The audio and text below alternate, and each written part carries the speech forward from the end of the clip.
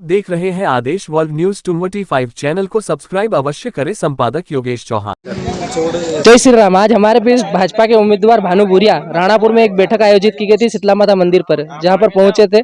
साथ ही यहां पर कई कार्यकर्ताओं के साथ मौजूद थे। हम भानु जी भूरिया से बातचीत करेंगे। तमाम वो मुद्दे जो कई समय से मीडिया में चल रहे हैं, कई समय से मीडिया उनसे लगातार सवाल कर रहा है। आज हम कुछ नए सवाल व उनके समर्थन में उतरे समस्त कार्यकर्ता वो यहाँ पर वो मौजूद है, उनसे चर्चा करेंगे। आज हमारे बीच में भानु जी भूरिया है। भानु जी भूरिया आज यहाँ बैठक में उपस्थित है। क्या निश्चित मुद्दे थे, क्या विषय में बैठक आज आयोजित की गई थी शीतला माता मंदिर पर? भारतीय जनता पार्टी राष्ट्रीय नेतृत्व और प्रदेश नेतृत्व के आह्वान पर पूरे मध्य प्रदेश की 230 विधानसभाओं में अन्य प्रांतों अर्थात कहीं महाराष्ट्र के, उत्तर प्रदेश के, गुजरात एवं राजस्थान के जो हमारे विधायक प्रवास पर आए हुए हैं, भारतीय जनता पार्टी शीर्ष नेतृत्व ने उन्होंने पार्टी की योजनाएं नीचे धरातल पर कितनी व्यवस्थित तरीके से चल रही, इसकी पूरी और कार्यकर्ता कितने उत्साह के साथ नीचे काम कर रहे हैं, इसकी सारी फीडबैक के लिए भेजे हैं। तो निश्चित तौर पर वो कार्यकर्ताओं में ऊर्जा का संचार कर रहे हैं। भारतीय जनता पार्टी की योजनाएं और संगठन की जो संरचना नीचे इतनी आसानी से मतलब वो पहुंच रहे हैं। संख्या थे, कितने कार्यकर्ता लोग यहाँ पर मौजूद थे और क्या रणनीति बनाई? आगे भी चुनावी रणनीतियां तैयार हो रही है, तो क्या आज विशेष क्या रणनीति तैयार की इस विषय में? देखिए, ये कोई हमारी संख्यात्मक बैठक नहीं थी। हमारे मंडल की जो इकाई है उसके हमारे 19 पदाधिकारी है, उनकी बैठक थी। हमने इस बैठक में हमारे जो निर्वाचित जनप्रतिनिधि है अर्थात इस मंडल के अंतर्गत आने वाले हमारे जो सरपंच है, हमारा नगर इसमें आता है, तो हमारे पार्षद है, इनको बुला के ये हमारी एक संख्यात्मक कोई वो नहीं थी काउंटिंग की बैठक। जो हमारे मूल व्यक्ति है, की वोटर है, वो उपस्थित हुए थे। और बैठक में यही कि भाई चुनाव ऐलान हो चुका है पार्टी की ओर से, चुनाव आयोग की तरफ से ऐलान होना बाकी है, लेकिन पार्टी अपनी पूरी ताकत से नीचे जो हमारी सरकार की माननीय मोदी जी की योजनाएं हो, चाहे मध्य प्रदेश के माननीय मुख्यमंत्री शिवराज सिंह चौहान की जो योजनाएं हैं, नीचे धरातल पर उनका सही तरीके से लाभ पहुंचा। और वो जो व्यक्ति लाभान्वित हुआ है वो किस प्रकार से उसकी मतलब लाभ लेने के बाद उसकी क्या स्थिति, ऐसा जाकर हमारे कार्यकर्ता उनसे पूछें। इस संबंध में हमारी ये बैठक थी।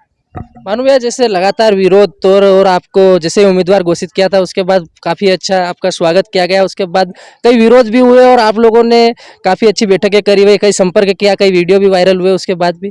अब आगे की जो रणनीति है वो विरोधात्मक जो रणनीति है वो लगभग थम चुकी है। आपको क्या अंदेशा है? आपकी रणनीति जो विरोध है वो अभी ठंडे हो चुके हैं, अब खत्म हो चुका है विरोध, या फिर आगे भी ऐसी कोई संभावना है? आपने क्या इस ओर ध्यान दिया है? देखिए, कहावत है वो ज़्यादा गुजरात में लागू थी, ठोकर खाए तो ठाकर बने। तो ये तो एक था ही है, इतना बड़ा मामला है। कहीं न कहीं मतलब हमारा संगठन भी इतना बड़ा है और एक पद पर एक व्यक्ति को ही नियुक्त कर सकते हैं, घोषित कर सकते हैं प्रत्याशी। तो इतने बड़े परिवार में कई लोगों का नाराज होना स्वाभाविक सी बात है।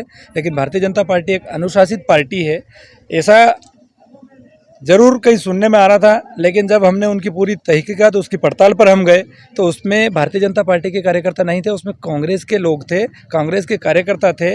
वो भारतीय जनता पार्टी के उम्मीदवार के खिलाफ ऐसा माहौल बना रहे थे ताकि आम मतदाताओं में उसका असर पड़े। इसलिए वो कांग्रेस की सोची समझी रणनीति के तहत था, उसमें भारतीय जनता पार्टी के किसी कार्यकर्ता का कोई रोल नहीं था। आपने कल देख ही लिया होगा, अगर भारतीय जनता पार्टी के कार्यकर्ताओं का अगर उसमें विरोधाभास जैसी स्थिति होती तो जो कल उमड़ा था जनसैलाब वो नहीं होता।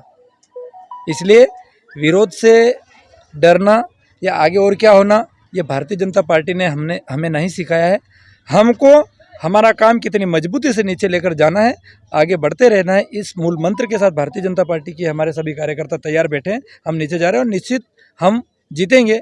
विरोध की जहाँ तक बात है, अगर विरोध नहीं होगा तो यहाँ निर्विरोध हो जाएंगे।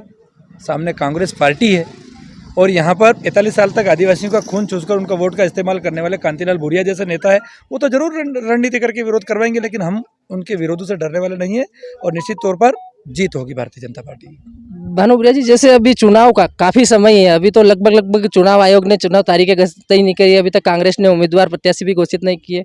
उस बीच आपकी अभी से रणनीति चालू हो गई, चुनावी दौरे, चुनावी बैठक ये चालू हो गए, या फिर अभी केवल ऐसे ही तैयारियां की जा रही है? बाद में शुरू से जो संपर्क बनेगा जनता से, जनता के बीच जाने से, अभी से शुरू हो चुका है, बाद में भी आप चुनावी दौड़ में?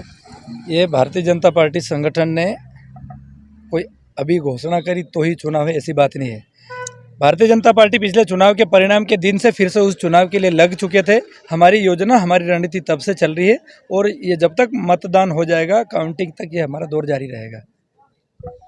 बुरिया जी, एक राणापुर नगर में हमेशा आपका चर्चा रहता है, आप इसी क्षेत्र से आते हो लगातार, और यहाँ पर वाहन रैली का भी हुआ था। उसके बाद भी दूसरे दिन देखा तो वापस माहौल शांत हो गया था, और झाबुआ में जो राणापुर क्षेत्र से सबसे अधिक काफिला पहुंचा था, सबसे अधिक गाड़ी के काफिले में पहुंचे थे। और राणापुर नगर की एक नर्मदा जल को समस्या को लेकर भी सीएम द्वारा, नगर परिषद द्वारा एक आवेदन दिया गया था और मंच से घोषणा हुई थी। उस विषय में आपकी भी कुछ चर्चा सीएम से क्या इस विषय में हुई थी? हमारी लगातार माननीय मुख्यमंत्री जी से ये चर्चा और मांग चल रही थी और उन्होंने बोला था कि एक निश्चित और बहुत सही मौके पर मैं इसकी आपको सौगात दूंगा। और निश्चित तौर पर हम माननीय मुख्यमंत्री जी को धन्यवाद ज्ञापित करते हैं कि उन्होंने जो हमारी समस्या थी उनको खुले मंच से घोषणा करके जो हमें सौगात दी है। ये सिर्फ हमारे नगर के लिए नहीं, ये राणापुर क्षेत्र की जो 47 पंचायतों के चन्नू गांव है, उन चन्नू गाँवों में भी इसका लाभ होगा और हमारे आसपास के अन्य गाँवों में भी इसका लाभ होगा। माननीय मुख्यमंत्री एक बार पुनः मैं धन्यवाद ज्ञापित करता हूँ। एक लास्ट सवाल, हमारे दर्शकों को आप झाबुआ जिले की जनता के लिए क्या कहना चाहोगे? वो क्या जीत के आपके वो लक्ष्य है, किस प्रकार का? एक लास्ट सवाल अंतिम, आपके दर्शकों के लिए क्या कहना चाहोगे हमारे चैनल के? सबसे पहले आपके चैनल को बहुत बहुत धन्यवाद और झाबुआ जिले के हमारे सभी भाइयों बहनों को मैं आने वाले दिनों में हमारा रक्षाबंधन का त्यौहार है उसकी बहुत बधाई शुभकामनाएं देना चाहता हूं। और निश्चित तौर पर भारतीय जनता पार्टी की सरकार चाहे देश में हो चाहे मध्य प्रदेश में, जनता के हर संभव कैसे उनकी उन्नति हो इसके लिए प्रयासरत है, दृढ़ संकल्पित है।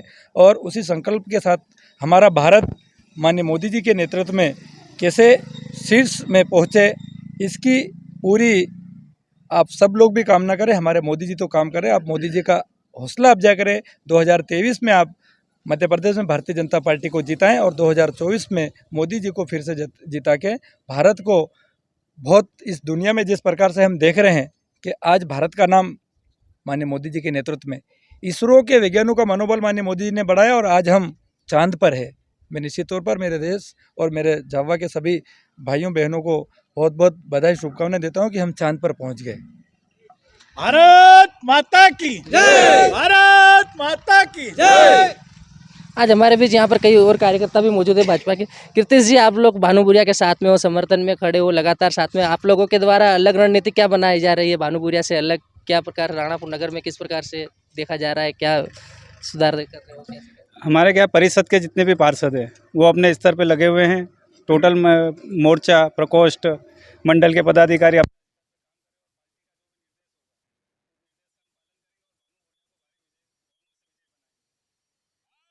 Party Bharatiya Janata party.